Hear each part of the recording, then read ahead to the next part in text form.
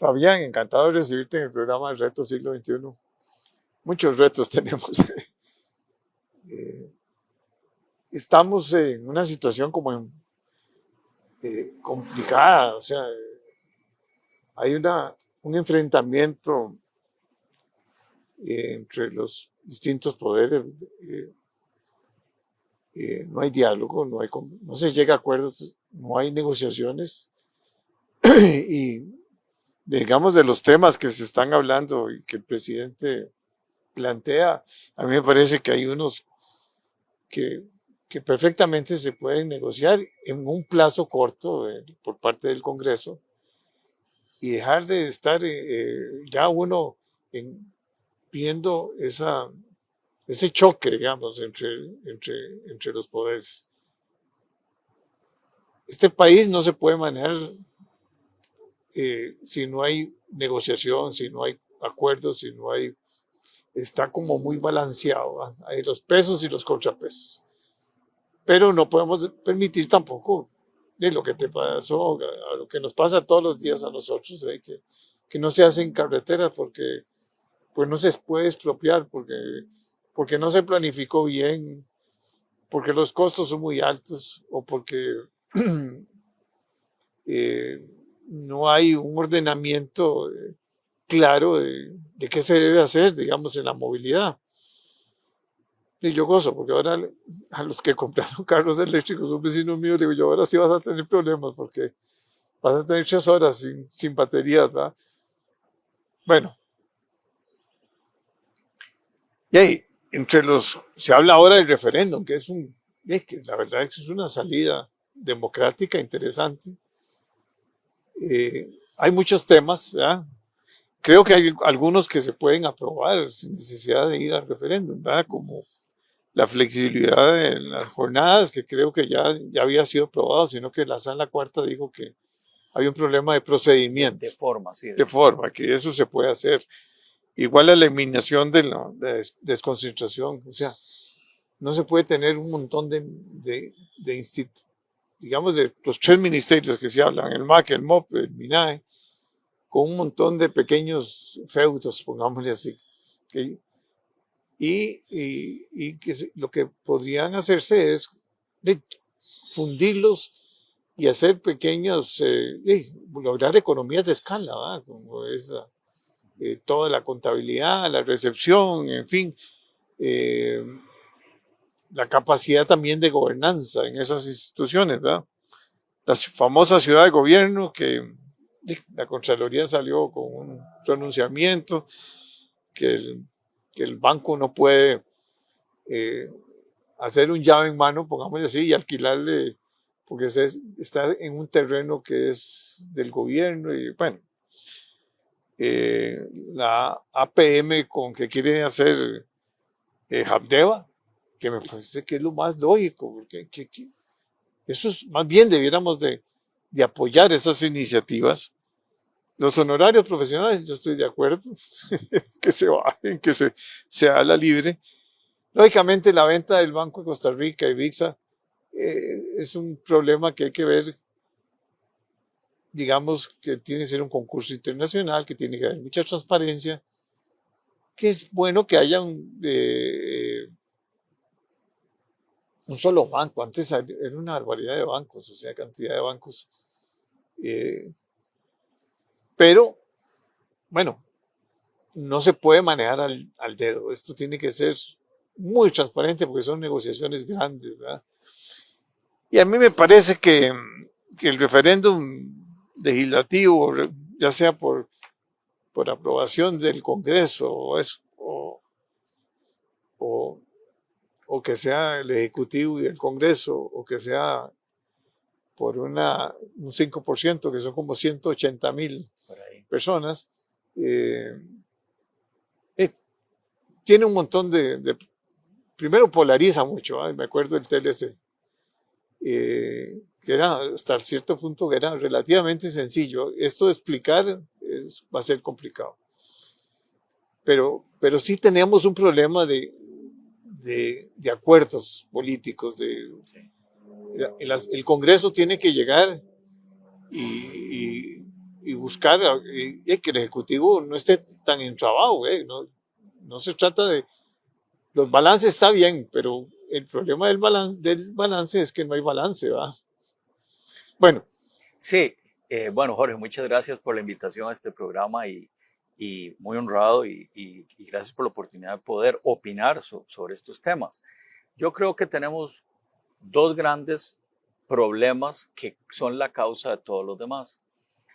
El primero es el diseño institucional, el diseño estatal, que degradó el mandato que el pueblo le otorga al presidente de la República en un sistema presidencialista, porque con una mentalidad teca muy extraña, como la doctrina de partir el ayote por la mitad, fuimos degradando la figura del presidente al punto que es prácticamente muy poco lo que el presidente puede hacer por sí, sin pedir permiso ni ayuda de nadie.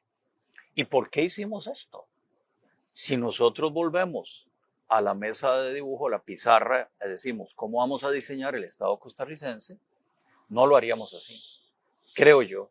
Por lo menos la generación actual y entre más los jóvenes no lo harían así. Dirían, bueno, o tenemos un presidente de la República que ha recibido un mandato y que pueda tomar decisiones en beneficio del pueblo, o cambiémoslo a un sistema, no sé, parlamentario o cualquier otro sistema político, pero tener una figura decorativa es un error gravísimo. ¿Y por qué? Como vos decías, hemos creado instituciones descentralizadas con reglas que son unilaterales.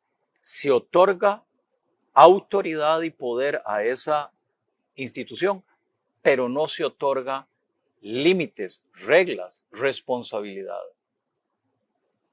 Eso por una parte. Por otra, aún dentro de los ministerios, hemos creado también los denominados órganos desconcentrados, que en el derecho administrativo lo que quiere decir es que hay una especie de castillo, de fortaleza dentro del propio ministerio, de instituciones como el Ministerio de Obras Públicas, que tiene el Consejo de Vialidad, el Consejo de... Sí. ¿Verdad? Entonces, en el Ministerio de Cultura hay como 6 o 10 o no sé cuántos.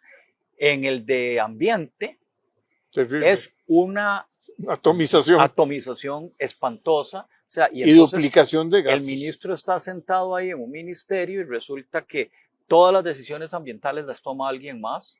Y él nada firma, nada más. No, y no le corresponde al ministro tomar la decisión y hacerse responsable, sino que ahí abajo hay unos tanques blindados, armados, que le impiden tomar decisiones. La Contraloría General de la República la convertimos en un quinto poder, ¿verdad? Porque es un órgano auxiliar de la Asamblea. La idea original es, usted es un contralor de cuentas. Y vea dónde está gastando, dónde se está gastando. Y ahora sí, es tomar cuentas, partidas presupuestarias, revisarlas, asesorar, trabajar en ese sentido y decirle a la Asamblea Legislativa, vea, estos son mis hallazgos. Entonces, el primer poder de la República toma decisiones en materia presupuestaria y de gasto.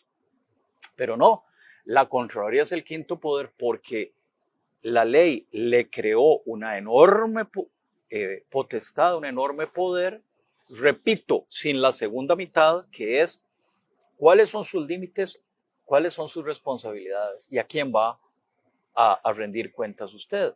Entonces la Contraloría creó, por ejemplo, una segunda mitad de la Contraloría. Una es esta actividad, como llamémosla, de auditoría fiscal, pero creó un gobierno a la sombra, como dicen en Inglaterra, el Shadow Cabinet. Y tienen la división de fiscalización operativa, consiste en cuestionar el funcionamiento del día a día de la administración pública. Y tienen un funcionario por ministerio, por institución. Es decir, ese es el ministro del Ambiente dentro de la Contraloría. hay otro ministro de Obras Públicas Contraloría. en la Contraloría. Y ellos le dicen al Ejecutivo qué hacer y qué no hacer. Y así vemos, por ejemplo, ARECEP. Le dice la Autoridad Reguladora de los Servicios Públicos, le dice, Recope, yo no pido un aumento en los combustibles. Y ARECEP le dice, yo sí lo voy a imponer, porque yo creo que así es como tiene que ser. Entonces uno dice, bueno, algo está mal aquí. Esto es como cuando se juega fútbol en el barrio, ¿verdad? Que no sale la bola, no hay reglas, es una pelota, todo el mundo juega para todos lados, es un desorden. Entonces la figura del sistema presidencialista la hemos degradado. Entonces, claro, viene la segunda mitad y es el colapso de los partidos políticos. Porque en este momento no hay ningún partido político que sepa primero hacia dónde va. Y el primero es el Partido de Liberación Nacional. No sabe qué quieren ser. Socialistas, liberales, estatistas, no se sabe. Y así el resto de los partidos políticos. Bueno, salvo el Frente Amplio, que son socialistas y que por supuesto sabemos claro, que queremos de modelos como Venezuela, Nicaragua, etcétera. Pero salvo ellos y el Partido Liberal un poco perdido, que quiere liberalismo, pero también con otra pata hacia la izquierda. Entonces, al colapsar los partidos políticos, colapsa también el funcionamiento de la Asamblea Legislativa y esa relación con el Ejecutivo, con el resto de las instituciones y con la sociedad. Y entonces aparece un presidente fuerte que toma decisiones, que por primera vez, por ejemplo, destituye ministros y presidentes ejecutivos porque les pide cuentas y no han cumplido. Entonces, al no tener la Asamblea Legislativa ningún norte, ningún rumbo, la respuesta es decir, ante un presidente fuerte, usted es autoritario, usted es dictatorial. Pero ahora preguntémonos, ¿quién podría marcar el rumbo en Costa Rica? La Asamblea Legislativa. Porque la Asamblea Legislativa podría decirle al Poder Ejecutivo, a este y a cualquier otro, mire, no nos gusta el rumbo que usted plantea. Vamos a aprobar estos proyectos de ley en materia, por ejemplo, en tema de la pobreza. Pasan, digamos, 3 gobiernos similares, Laura Chinchilla y los 2 del PAC. Una manera de pensar igual, estatismo, burocracia, regulación, y la pobreza se mantiene o aumenta. Eliminemos la pandemia, ¿verdad? Podrían decir, bueno, vamos a vamos a cerrar estas instituciones, vamos a cerrar estos programas que despilfarran el dinero y lo vamos a redirigir por ley hacia la educación, la capacitación de todas estas personas para que puedan involucrarse al mercado laboral. ¿Usted ve alguna iniciativa de esas en la Asamblea Legislativa?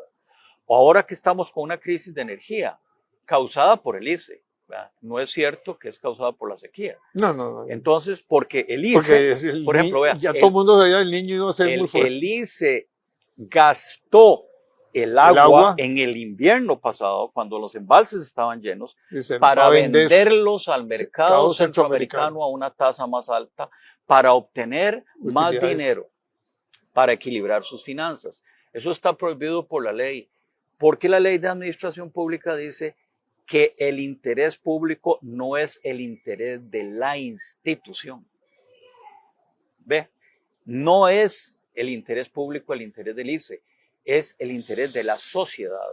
Y ellos debieron haber guardado el agua para este verano, que ya se sabía, porque los sistemas de satélites meteorológicos permiten predecir con mayor precisión estos cambios de clima. Deberían haber llenado más el Arenal usando las plantas hidro privadas. Y vea el tema ideológico. La Asamblea Legislativa pudo haber dicho, vamos a cambiar la ley, vamos a autorizar la construcción de plantas hidroeléctricas y de todas las tecnologías, la eólica, Y la y solar. la térmica y la solar, para levantar la capacidad del país independientemente Porque ya del ICE. venía aumentando la demanda. Independientemente del ICE, de lo que Claro. opine el ICE y lo que quiere decir el ICE. Por ejemplo, todos los techos de Costa Rica deberían tener un panel solar. Todos. Hay bodegas gigantescas de 3.000 metros cuadrados o no sé cuánto más. Veríamos una No, máquina de generación de energía. pero hay una resistencia aquí. El ICE dice, no, porque va a ser una caída de mis ventas, de mis ingresos. Y eso me va a afectar a mí. Y eso me va a afectar a mí. Entonces, ¿qué hicieron?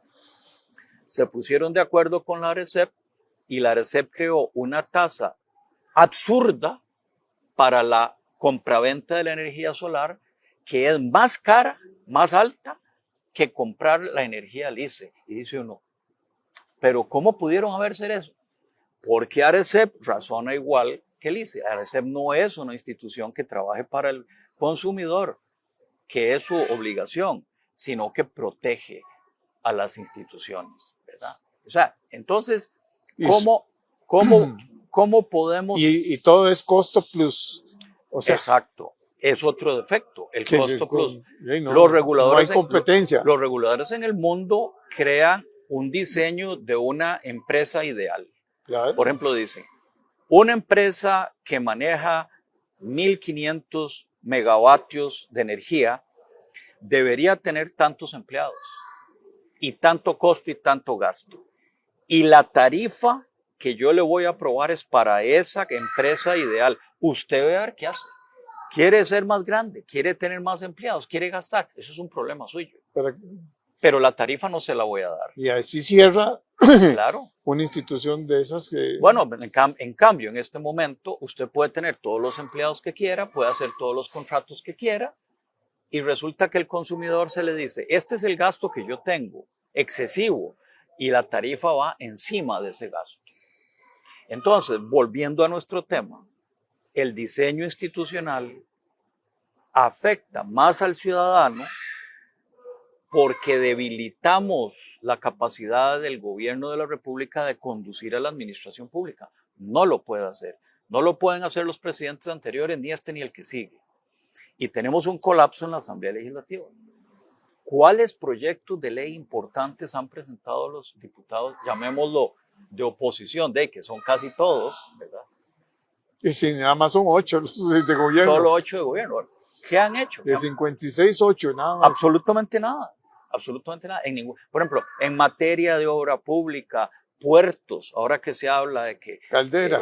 Habdeba podría hacer unas alianzas público-privadas para desarrollar el puerto con la otra empresa APM Terminals, pueden hacer obras en diferentes partes de la provincia de Limón, o cómo se necesita la ampliación del puerto de Caldera, que costó la concesión, y ahora resulta que para ampliarlo al doble, ojalá, de ahí hay que pasar por un calvario de procedimientos y aprobaciones, y el que sufre es el pueblo, porque las tasas portuarias tienen que ser más altas porque los barcos tienen que esperar. Y entonces el material que viene ahí, el hierro y los granos y todo lo demás, los carros, todo es más caro. Porque todo el transportista, el barco, va a cobrar más porque tiene que esperar una semana en puerto, ¿verdad?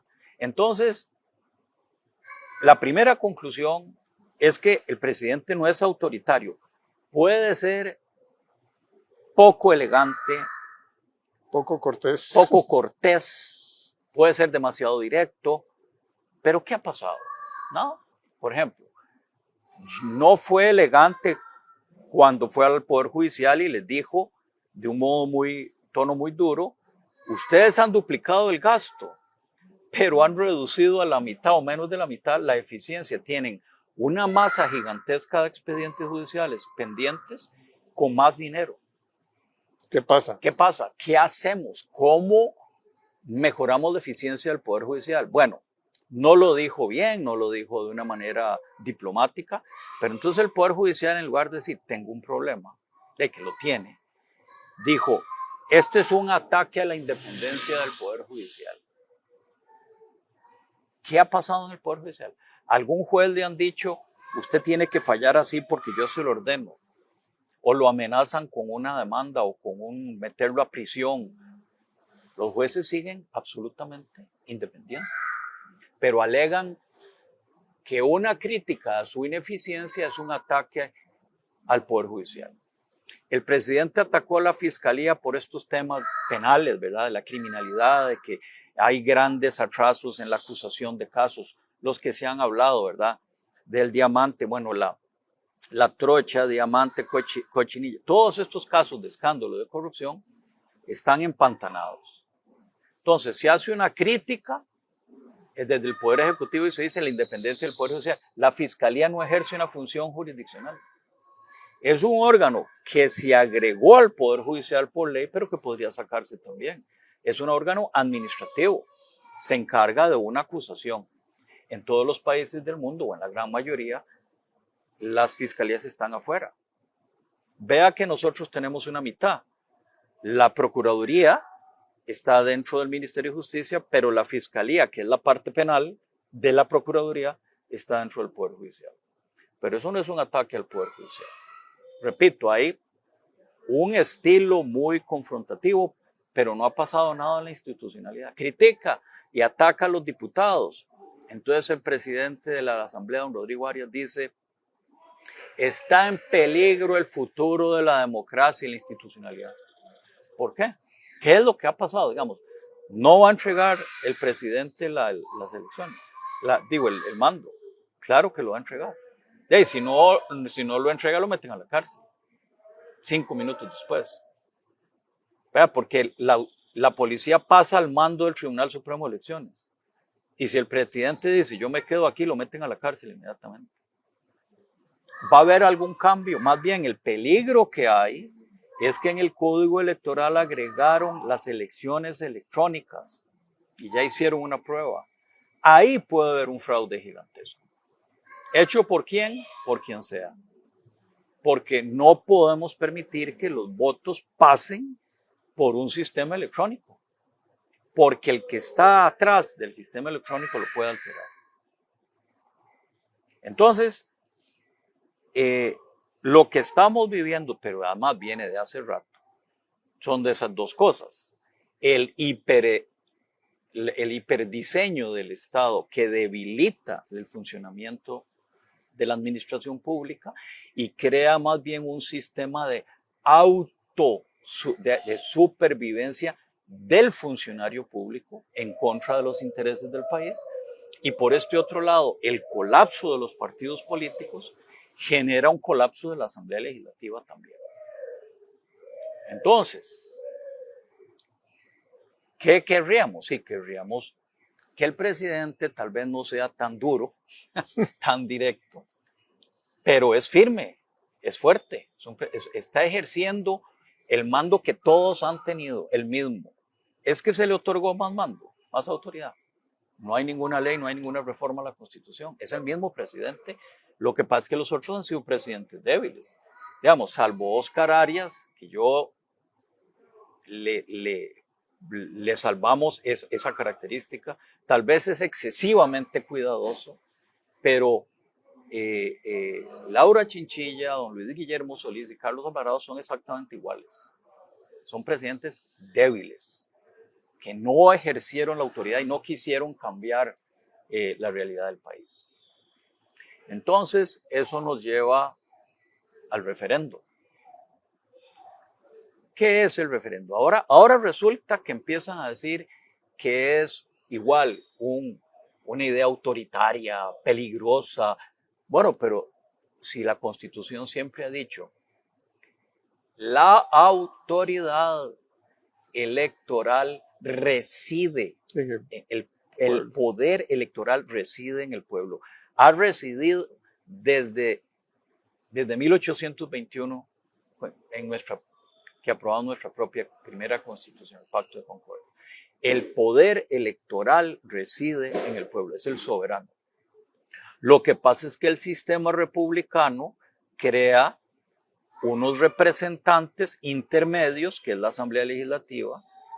Nosotros le otorgamos un poder como si fuera un poder de estos judiciales y le decimos, vote por mí.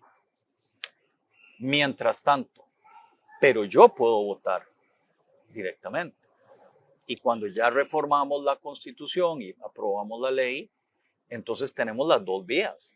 Usted, Asamblea Legislativa, sigue operando como un intermediario entre yo, el pueblo, y el Ejecutivo, bueno, y el resto de los órganos, ¿verdad? Pero yo, pueblo, puedo votar directamente también. Eso es todo. Entonces, ¿qué es lo que va a cambiar en Costa Rica por el hecho de que vayamos a votar un domingo como lo hemos hecho siempre? Nada. Podrá aprobarse o podrá no aprobarse, punto.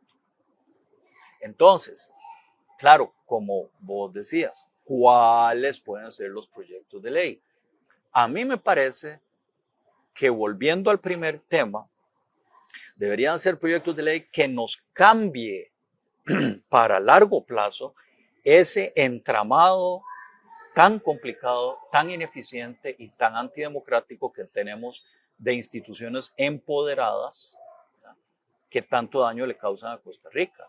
Es decir, proyectos que digan, van, por ejemplo, en materia de obra pública, ¿cuáles pueden ser reglas más ágiles para hacer más carreteras? Tenemos un país montañoso, todos los días se nos caen las montañas, todos los días hay inundaciones, todos los inviernos. Usted lee esos periódicos de hace 70 años o más. ¿Es igual? Es exactamente igual. Inundaciones. Entonces hay que dragar los ríos, hay que hacer diques, hay que hacer puentes, hay que hacer carreteras, hay que hacer túneles. Y nada se puede hacer, porque todo el mundo, todas estas instituciones intervienen y opinan. Bueno, no sería un tema muy interesante el primer bloque, obra pública. Después, el tema de inversión y competitividad. Bueno, ahora dicen que viene, dicen, no, ya se anunció que Estados Unidos quiere, oiga usted eso para la historia de Costa Rica, quiere que nosotros seamos el núcleo de producción de semiconductores de esta región para los Estados Unidos, para la economía número 1 del mundo. Una oportunidad de oro. No, de oro no. Es que en 200 años no vuelve a aparecer otra oportunidad de estas, ¿verdad? Porque no tenemos litio y no tenemos todo lo que llaman las tierras raras, los componentes más especiales para producir los microchips, para todos los aparatos habidos y por haber, ¿verdad? Automóviles, computadoras, aviones. Y los Estados Unidos dicen, la economía más grande del mundo, ¿por qué no lo vamos a hacer ahí en ese país? ¿Usted cree que eso se puede hacer en este momento? No, no se puede hacer. Porque con solo decir, necesito unas fábricas que van a consumir una barbaridad de energía. No hay. No hay y no se puede hacer porque el ICE no las puede hacer porque está con problemas financieros. El mismo ICE pasa por trámites terribles para construir una planta. En el ICE aborrecen a las plantas privadas y las tienen ahí paradas. Aunque dice que va a haber sequía, tienen las plantas privadas paradas. ¿Usted cree que yo le puedo ofrecer a Microsoft o a Intel o a no sé quién 20, 30, 50 megabytes para una fábrica? No se lo podemos ofrecer. Entonces nos van a decir, bye. Hasta luego. Y usted sabe lo que es para nuestros nietos poder tener en este país esas megafábricas. ¿Usted sabe lo que sería eso? Esos muchachos van a poder estudiar ingeniería, todo ese tipo de cosas, van a tener el futuro de todo ese desempleo que tenemos hoy se puede resolver con una mega inversión de este tipo. Pero lo primero que tenemos que estar claros es que el Estado no es el indicado. Hay que hacer alianzas estratégicas, definitivamente. No, el papel del Estado es lo que está mal. No es hacer las cosas, es dejarlas hacer. Sí, dejarlas así. dejarlo, que caminemos adelante. Sí. Bueno, yo creo que te voy a invitar otra vez, pero porque hay No, mucha con mucho materia. gusto. Sos un gran analista y Muchas gracias. Se Y nos creo quedaron que- algunas cosas en el tintero. sí, yo coincido con vos. Yo siempre he sido muy crítico de la burocracia y de la estructura del Estado. Se nos fue la mano. O sea, el otro día estuve con un muchacho aquí que está fabricando ginebra o está fabricando. Ah, sí, vi el anuncio. Es impresionante que un muchacho joven de 20 y pico de años está en California él. Y dice que no pudo aquí, que siendo costarricense, no puede producir. Vaya a pedir un permiso a una municipalidad. Sí, sí, El todo otro día me decía un vecino que pidió un permiso para cambiar las láminas del techo y las cerchas porque se le metió el comején. Un mes después no ha salido el permiso no, todo. para cambiar las láminas del techo. Ahora eso lo magnificamos. ¿Usted sabe lo que es ir a pedir un permiso en una municipalidad para construir una planta de estas? De ahí, dentro de un año no le han dado el permiso. ¿Y la planta qué va a decir? Bueno, Me pero voy. sí se puede, si hay voluntad, si hay capacidad, si hay Pero necesitamos unas reformas una profundas, reforma institucional fuerte, muy fuerte y muy fuerte. cambiar el y que, modelo y que de país. tenga un Estado más pequeño, pero Sí. más eficiente y que se pueda medir. Exactamente. Es que la eficiencia no se mide. Dice, ¿contra qué lo mido yo? Contra la empresa de servicios públicos de Medellín o cualquiera de los países que tienen instituciones ágiles, rápidas. Pero no hay muy largo, no tenemos agua. Sí. Nos van a racionalizar Bueno, la corriente eléctrica. Oiga, vaya a pedir un permiso para hacer un pozo en su finca para tener agua. Hey, un año después no ha salido el permiso. Porque imagínense que los reglamentos dicen esto. Si usted pide un permiso para perforar aquí, tiene que decir cuáles son las coordenadas geográficas a donde va a perforar. Pero si usted pega con una roca o no sale agua aquí, entonces yo me voy a mover. El geólogo dirá o el experto dirá, movámonos 50 metros, 100 no, metros. ya no. Entonces va otro permiso para perforar. Y cuando usted ya perforó, van otros permisos que es para explotar. Para la operación. Y sigue, y sigue, y sigue, y sigue. Entonces una finca no puede operar. Vaya a pedir una concesión para tomar un poquito de agua de un río para los siembros. Entonces, estamos equivocados en el modelo. Creemos que la burocracia es un fin en sí. ¿Por qué no quieren vender el Banco de Costa Rica? No importa si estamos de acuerdo o no. Por los Por- empleados que hay. Por los empleados. Y porque ordeñamos a los bancos con una serie de tasas que van para esto, van para lo otro, van para aquí. Es decir, los bancos son una vaca lechera que ordeñamos, pero ¿quién paga eso? Nosotros con la tasa de De interés. interés. Y los que defienden esta ineficiencia de los bancos del Estado le hacen un gran favor a los bancos privados, porque al tener tasas de interés más altas por su Se ineficiencia, acomodan, se el acomodan. banco privado dice, ¿qué es esta maravilla? Sí, sí. No El margen de utilidad. No hay competencia en el mercado y yo me pego a la tasa de los ineficientes, a la tasa alta, entonces yo gano más.